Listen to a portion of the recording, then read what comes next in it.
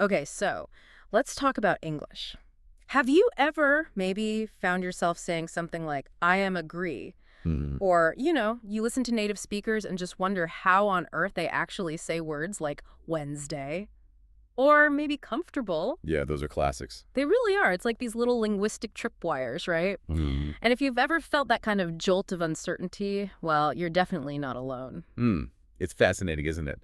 How these tiny, almost invisible habits, they can really affect how clear we sound. And how confident we feel, too. That's a big one. Absolutely, confidence is key. So that's really our mission for this deep dive. We want to unlock some of these common linguistic puzzles. Yeah, give you some quick fixes Exactly. Instant practical upgrades, things to help you sound, a bit more natural, maybe avoid those common grammar slips. and nail some of those tricky pronunciations. Right. With that sort of smart clarity, the aim here is really boosting your confidence, your clarity, but without, feeling like you're drowning in some heavy grammar book. Definitely not. And we've pulled these insights from quite a few expert sources. They're all focused on these really practical English fixes. What kind of sources were we talking about? Well, they blend sort of sharp language insights with real-life examples, and some actually have quite clever psychological tips to help make these changes stick. Okay, I like the sound of that. So let's unpack it. When we think about these persistent little tripwires, what's maybe one of the most common, almost invisible errors you see, Yeah. especially when people are aiming for that really natural English sound? Oh, easy. Without a doubt, it's that phrase, I am agree. Ah, It's like one yes. of the quickest giveaways that maybe someone's translating directly in their head from their native language. That makes total sense. Yeah, I can see why someone would say it, especially if their first language uses a similar kind of structure. So, can you break down why? Why does adding that am cause such a hiccup in English? Sure. It really boils down to how English classifies words. It's different from a lot of languages. So in English, agree is a verb. Yeah. Simple as that. It describes an action or maybe a state, like run or think or believe. Right. And you don't say, I am run or I am think, do you? No, definitely not. Exactly. So similarly, you just say, I agree. Now, adjectives, they do need that to be verb, like I am happy or she is tired. Got it. But verbs like agree, they just stand on their own. It seems small, but getting that distinction right is, well, it's pretty fundamental in English grammar. Makes a huge difference. That distinction is so clear when you put it like that. Verb versus adjective. Hmm. Simple, but tricky if your own language does it differently. It's like you said, that syntax can create this invisible little trap sometimes. Hmm.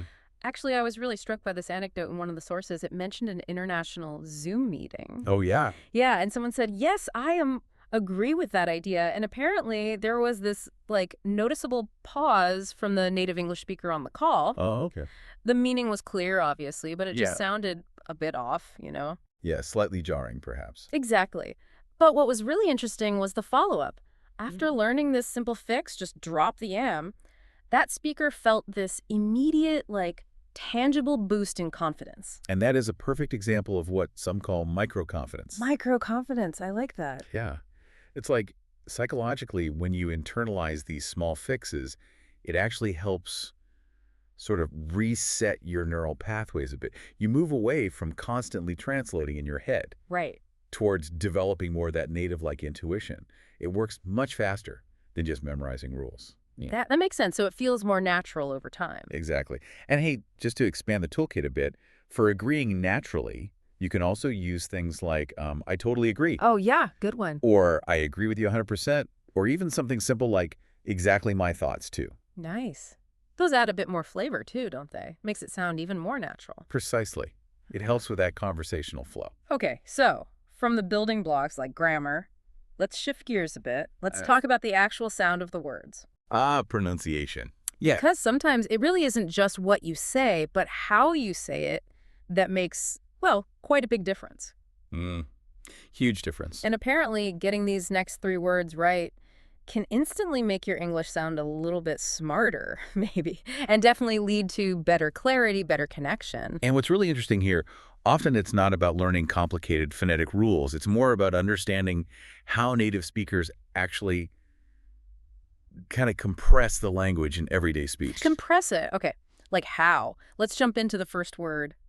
Wednesday? Oh, Wednesday. A classic. The common mispronunciation you hear is often something like WED day, Right. trying to hit every letter. That's it, exactly. Trying to pronounce it as it's spelled. I have to admit, I definitely did that when I was learning. We all do. But that's where the trick is. The correct pronunciation is actually when and z day. When and Z day. Yeah. Like one of our sources said, you basically have to forget the spelling, say it how it sounds. That D in the middle, gone. The first E after the N, pretty much gone too. So it just collapses. Exactly. Think of it like music. Mhm. Native speakers often sort of slur or connect sounds together for a smoother rhythm. They drop the less important syllables to keep the flow going. It's about efficiency. Right. It's almost like those extra letters just poof, vanished.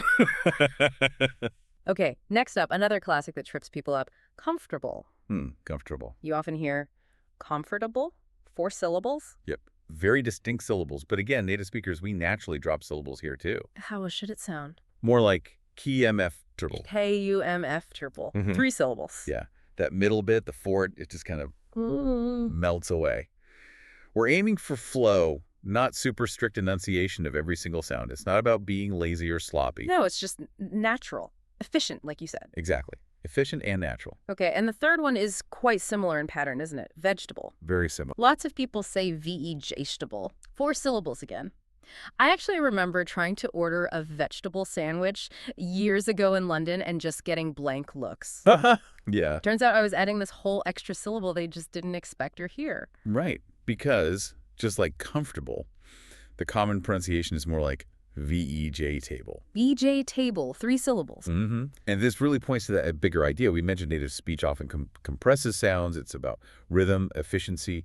We sort of streamline words, especially in Hasser conversation. Okay, so we got Wednesday, way and a day, comfortable, K-U-M-F, subtle, and vegetable, V-E-J table. We know how they should sound now. But the big question is, how do you make that stick? How do you actually practice it? Well, the sources had a really neat, quite low-tech tip for this. No, yeah. What is it? Record yourself. Ah, the dreaded recording. I know. Nobody loves hearing their own voice, but it works. The suggestion is say each word maybe 5 times a day, record it, then crucially compare it with audio of a native speaker saying it. Okay. And track improvement.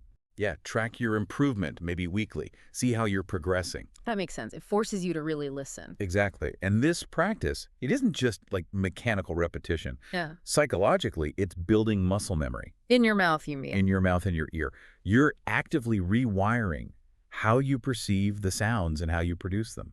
It creates this really powerful feedback loop for learning. Okay, that's practical. But it does raise a bigger question, I guess. Why does pronunciation matter so much beyond just being understood? That's a great question. And studies actually show that pronunciation can, sometimes unfairly, affect how people perceive your intelligence or even your confidence. Really? In what situations? Particularly in contexts like, say, job interviews or important social settings. First impressions count, you know. Wow. That's quite powerful. So it's not just about getting the message across, it's about those subconscious signals we send. Precisely. Is there a psychological reason for that? Why does clear pronunciation have that kind of impact? Well, think about it from the listener's perspective. When someone speaks with clear, natural-sounding pronunciation, it actually reduces the listener's cognitive load. Meaning they don't have to work so hard to understand. Exactly. They don't have to mentally strain to decipher the sounds, so they can focus entirely on your message, not the mechanics of how you're saying it. Okay, that makes sense. And that creates a smoother interaction, a more fluent connection. And that fluency often gets subconsciously linked to things like confidence, competence, credibility. Right, even if it's not strictly fair. Exactly. It's not about aiming for, like, perfect accent-free English. That's not the goal for most people. No. It's really about achieving a level of clarity that makes connection easy. Smooth communication. Okay, so wrapping this up then, what does this all mean for you listening right now? I think the key takeaway here is that these small changes. Seemingly small changes. Yeah, seemingly small grammar fixes like dropping the M in I agree or pronunciation upgrades like really nailing Wednesday. They might feel minor, but they actually deliver some really powerful results, don't they? They absolutely do. And it's important to remember, these aren't just, fixing little language mistakes. They're actually tools. Tools for what? Tools for, well, personal growth, really. They help build your identity as an English speaker. They enhance the clarity of your communication, obviously.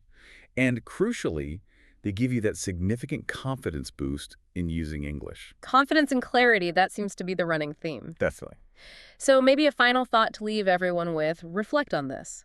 Which of these common mistakes, the I am agree or the pronunciations, have you maybe made before? We all make them. Oh, for sure. And think about what small linguistic habit, just one, are you going to decide to tackle first? Which one will you focus on to start boosting your own confidence and clarity? Yeah, just pick one to start. You might be surprised at the difference it makes.